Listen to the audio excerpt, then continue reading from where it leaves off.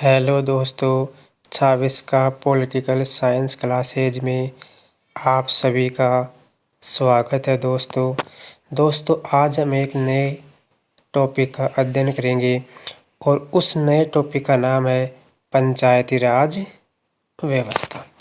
भारत में स्थानीय स्वशासन का जनक लॉर्ड रिपन को माना जाता है।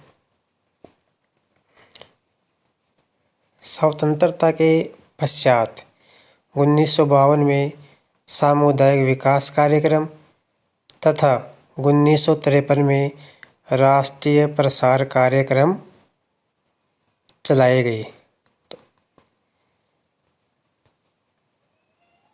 तो दोस्तों, सामुदायिक विकास कार्यक्रम और राष्ट्रीय प्रसार कार्यक्रम के मूल्यांकन के लिए जनवरी 1957 में बलवंत राय मेहता समिति का गठन किया गया, जिसने नवंबर 1957 में अपनी रिपोर्ट प्रस्तुत की, जिसे जनवरी 1958 में केंद्र सरकार के द्वारा स्वीकार कर लिया गया। दोस्तों, जब भारत आज़ाद हुआ था, इस आज़ादी के बाद 1952 में सामुदायिक विकास कार्यक्रम चलाया गया और 1953 में राष्ट्रीय प्रसार कार्यक्रम चलाए गए और इन दोनों के मूल्यांकन के लिए बलवंत राय मेहता समिति का गठन किया गया, जिसकी रिपोर्ट को जनवरी 1958 में केंद्र सरकार द्वारा स्वीकार कर लिया गया। तो दोस्तों, बलवंत राय मेहता समिति की सिफारिश में क्या क्या था? तो दोस्तों, इस बलवंत राय मेहता समिति ने त्रिस्तरीय पंचायती राज व्यवस्था अपनाने की सिफारिश की कि पंचायती जो राज व्यवस्था है, इसके 3 स्तर होंगे तथा इस समिति ने लोकतांत्रिक विकेंद्रीकरण का समर्थन किया। तो दोस्तों, त्रिस्तरीय पंचायती राज व्यवस्था होगी। इसमें 3 स्तर कौन कौन से होंगे? वो ये है, जिला स्तर पर जिला परिषद होगी, ब्लॉक स्तर पर पंचायत समिति होगी और ग्राम स्तर पर ग्राम पंचायत होगी। आगे देखते हैं दोस्तों।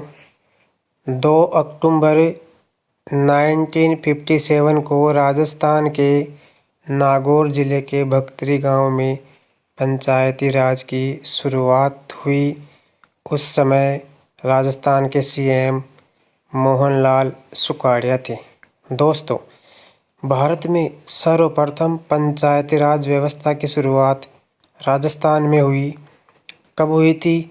2 अक्टूबर 1959 को, और उस समय राजस्थान के मुख्यमंत्री मोहनलाल सुखाड़िया थे।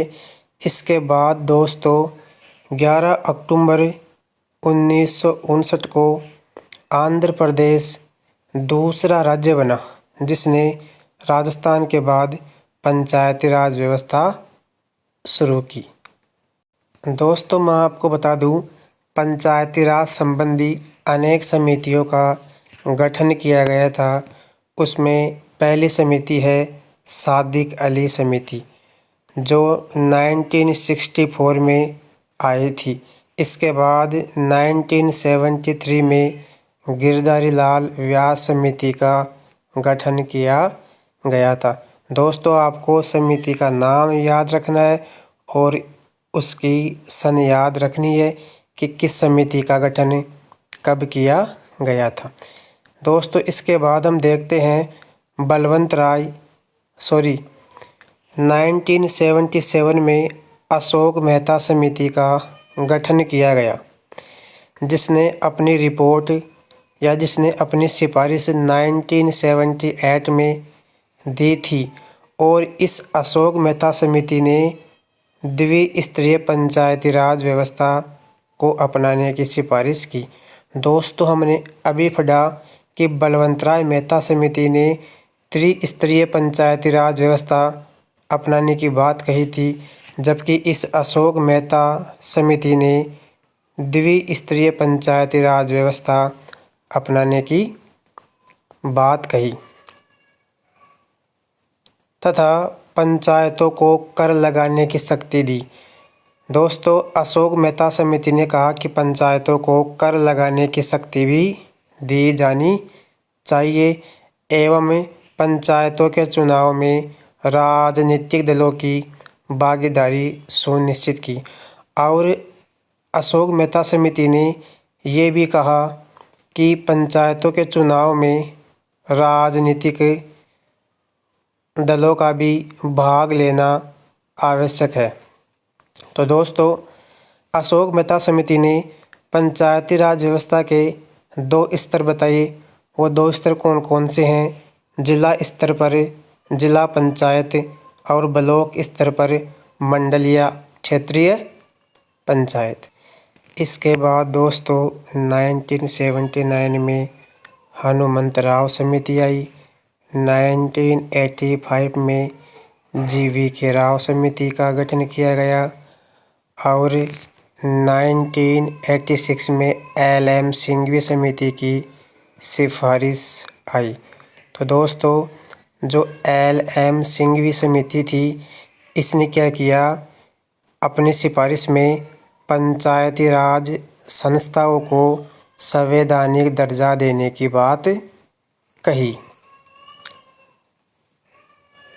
और इसके साथ ही इसने ग्राम सभा को भी संवैधानिक दर्जा देते हुए इसे लोकतंत्र का अमूर्त रूप या ग्रास रूट लेवल की डेमोक्रेसी कहा। दोस्तों, मैं आपको बता दूं कि जो ये 1986 में एक समिति आई थी, LM सिंघवी समिति, इसने पंचायती राज संस्थाओं को और ग्राम सभा को, इन दोनों को संवैधानिक दर्जा देने की बात कही थी।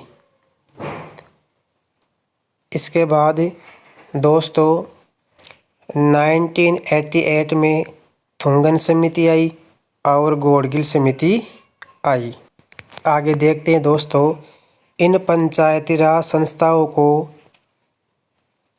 संवैधानिक दर्जा देने के लिए 1992 में PV नरसिम्हा राव सरकार ने 73वां संविधान संशोधन अधिनियम लोकसभा में पेश किया। दोस्तों, 1992 में प्रधानमंत्री नरसिम्हा राव सरकार थी और इसने पंचायती राज व्यवस्था को संवैधानिक दर्जा देने के लिए 73वें संविधान संशोधन अधिनियम को लोकसभा में पेश किया गया और इस अधिनियम को 22 दिसंबर 1992 को लोकसभा ने पारित कर दिया और 23 दिसंबर 1992 को राज्यसभा ने इस 73वें संविधान संशोधन अधिनियम को पारित कर दिया। आगे देखते हैं दोस्तों, आधे राज्यों की विधानसभाओं की मंजूरी के पश्चात 20 अप्रैल 1993 को राष्ट्रपति शंकर दयाल शर्मा ने इस पर हस्ताक्षर किए और पंचायती राज अधिनियम बन गया। दोस्तों, आपको पता है कोई भी विधेयक तभी लागू होता है जब राष्ट्रपति उस पर हस्ताक्षर करता है। तो 73वें संविधान संशोधन अधिनियम 1992 पर राष्ट्रपति शंकर दयाल शर्मा ने हस्ताक्षर कब किए? 20 अप्रैल 1993 को। और उस समय राष्ट्रपति कौन थे? शंकर दयाल शर्मा।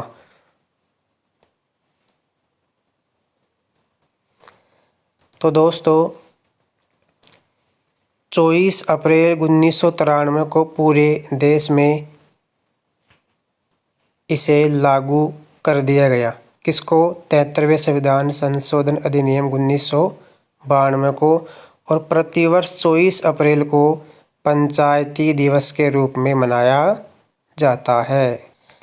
दोस्तों, मैं आपको बता दूं कि मूल संविधान में केवल और केवल 8 अनुसूचियां थी, लेकिन वर्तमान में कितनी है?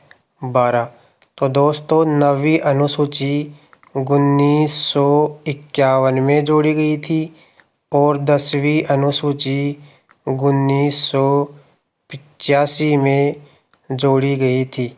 दोस्तों, आपको पता होगा कि 10वीं अनुसूची दल बदल से संबंधित है।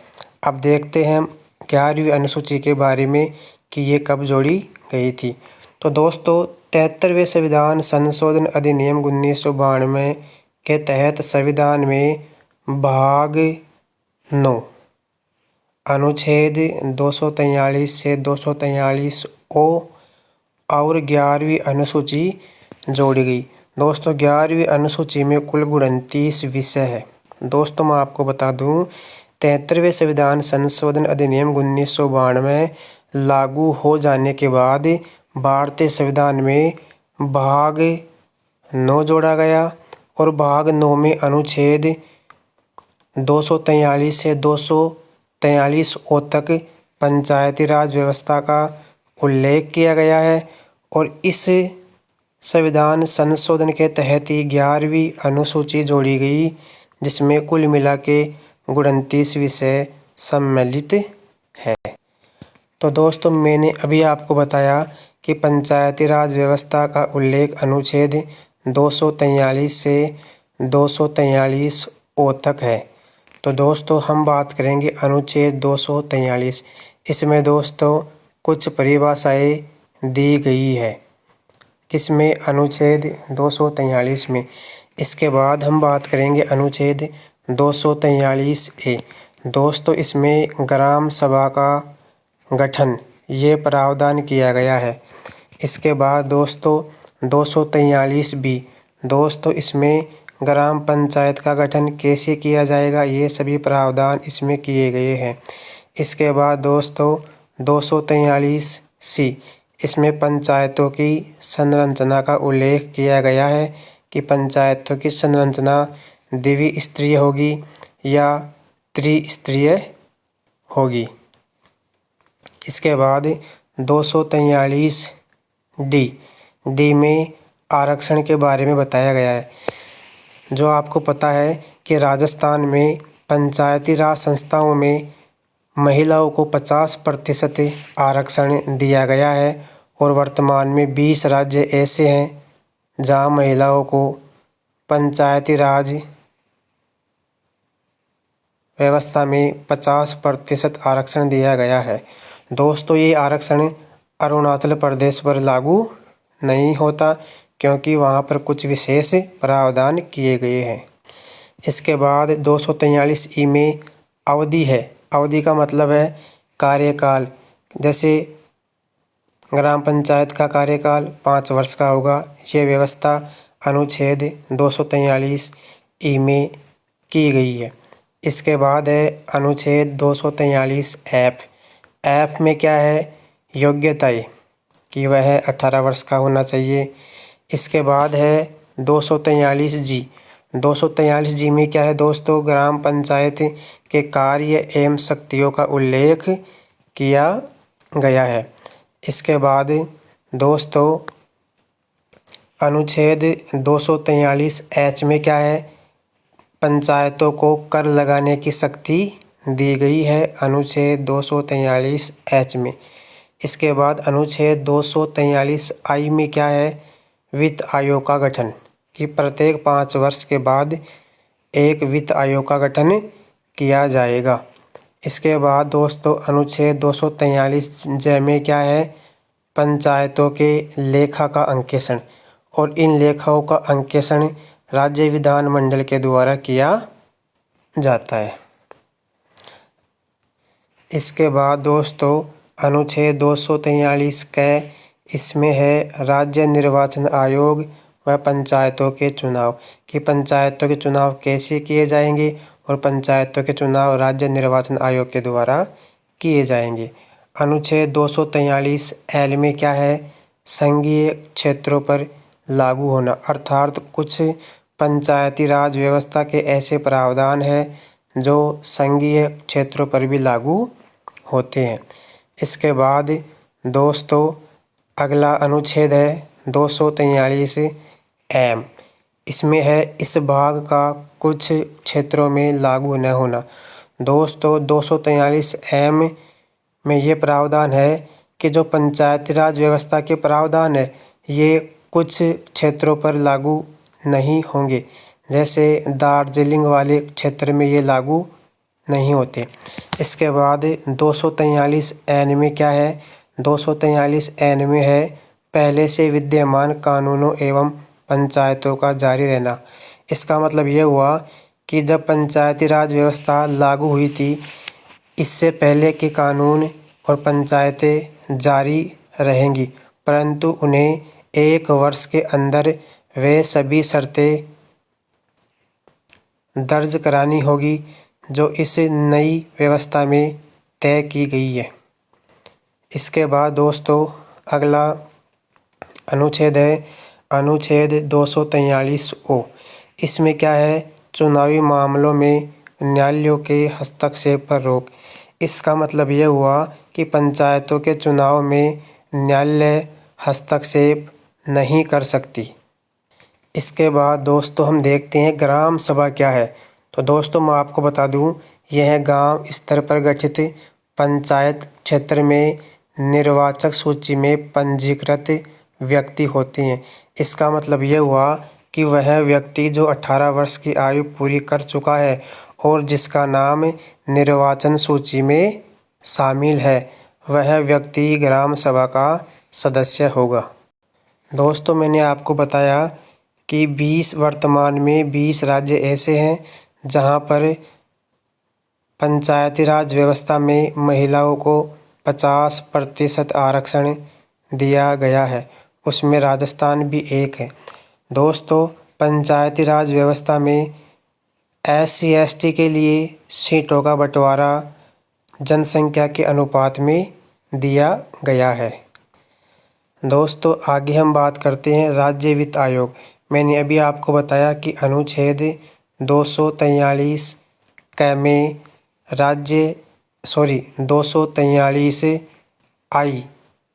243 आई में राज्य वित्त आयोग का उल्लेख किया गया है।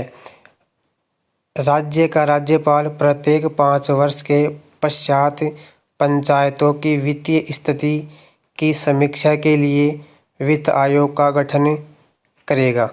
और दोस्तों राजस्थान के प्रथम राज्य वित्त आयोग के अध्यक्ष कौन थे? कृष्ण कुमार गोयल थे। अब देखते हैं दोस्तों राज्य निर्वाचन आयोग। मैंने अभी आपको बताया इसका उल्लेख भारतीय संविधान के अनुच्छेद 243 क में किया गया है। राज्य में पंचायतों के सभी चुनावों को संपन्न कराने की शक्ति राज्य निर्वाचन आयोग में निहित है। इसमें राज्यपाल द्वारा नियुक्त राज्य चुनाव आयुक्त सम्मिलित है। दोस्तों राज्य निर्वाचन आयोग के जो सदस्य हैं इनकी नियुक्ति राज्यपाल के द्वारा की जाती है, परंतु इसे राज्य के उच्च न्यायालय के न्यायाधीश के समान पद से हटा सकते हैं। अर्थात राज्य निर्वाचन आयोग के सदस्य की नियुक्ति राज्यपाल करता है, परंतु राज्यपाल इन्हें हटा नहीं सकता। उन्हें उच्च न्यायालय के न्यायाधीश के समान पद से हटाया जा सकता है। आगे देखते हैं हम दोस्तों ग्राम पंचायत के बारे में कुछ महत्वपूर्ण जानकारी। दोस्तों 3000 की जनसंख्या पर एक ग्राम पंचायत होगी। 3000 की जनसंख्या पर एक ग्राम पंचायत होगी जिसमें 9 पंच व 1 सरपंच होगा और प्रत्येक 1000 पर 2 पंच बढ़ जाएंगे। इसका मतलब ये हुआ कि 3000 की जनसंख्या पर एक ग्राम पंचायत होगी जिसमें 9 पंच और 1 सरपंच होगा, और यदि जनसंख्या 1000 बढ़ती है तो 2 पंच 1000 के ऊपर बढ़ जाएंगे। यदि जनसंख्या 2000 बढ़ जाती है तो पंचों की संख्या 4 बढ़ जाएगी। आगे देखते हैं दोस्तों सरपंच व वार्ड पंच के चुनाव वयस्क मताधिकार द्वारा प्रत्यक्ष रूप से किया जाता है। परंतु उप सरपंच का चुनाव अप्रत्यक्ष रूप से किया जाता है। दोस्तों यहाँ पे आपको कन्फ्यूजन पैदा हो जाता है कि उप सरपंच के चुनाव अप्रत्यक्ष रूप से किए जाते हैं या प्रत्यक्ष रूप से। तो आपको याद रहे, उप सरपंच के चुनाव अप्रत्यक्ष रूप से किए जाते हैं, जबकि सरपंच व वार्ड पंच के चुनाव प्रत्यक्ष रूप से। इसके बाद दोस्तों हम बात करते हैं कि ये सभी त्यागपत्र किन्हें देते हैं। दोस्तों सरपंच और उप सरपंच और वार्ड पंच ये सभी अपना त्यागपत्र BDO ब्लॉक डेवलपमेंट ऑफिसर खंड विकास अधिकारी को अपना त्यागपत्र देते हैं। इन सभी के लिए 21 वर्ष की आयु निर्धारित की गई है। यदि कोई व्यक्ति उप सरपंच बनेगा तो 21 वर्ष का होना चाहिए, सरपंच बनेगा तो 21 वर्ष का होना चाहिए, और यदि वार्ड पंच बनेगा तो 21 वर्ष का होना चाहिए। और ग्राम पंचायत पर सरकारी पदाधिकारी VDO होता है, विलेज डेवलपमेंट ऑफिसर, अर्थात ग्राम विकास अधिकारी, जिसे आप ग्राम सेवक बोलते हैं। ये ग्राम पंचायत स्तर पर सरकारी पदाधिकारी होता है। दोस्तों मैं आपको बता दूं कि राजस्थान में त्रिस्तरीय पंचायती राज व्यवस्था है, परंतु दोस्तों कुछ राज्य ऐसे हैं जहाँ पे द्विस्तरीय पंचायती राज व्यवस्था है। तो द्विस्तरीय पंचायती राज व्यवस्था किन किन राज्य या केंद्र शासित प्रदेश में है वो हम देखते हैं। दोस्तों गोवा, मणिपुर, सिक्किम, दादरा नगर हवेली, दमन व दीव, लद्दाख और पुडुचेरी। दोस्तों इनमें द्विस्तरीय पंचायती राज व्यवस्था है। और दोस्तों यहाँ से एग्जाम में हमेशा क्वेश्चन आता है कि ऐसे कौन कौन से राज्य हैं जहाँ द्विस्तरीय पंचायती राज व्यवस्था है। तो दोस्तों मैं आशा करता हूँ कि वीडियो आपको अच्छा लगा होगा। वीडियो को लाइक एंड सब्सक्राइब ज़रूर करें। धन्यवाद दोस्तों।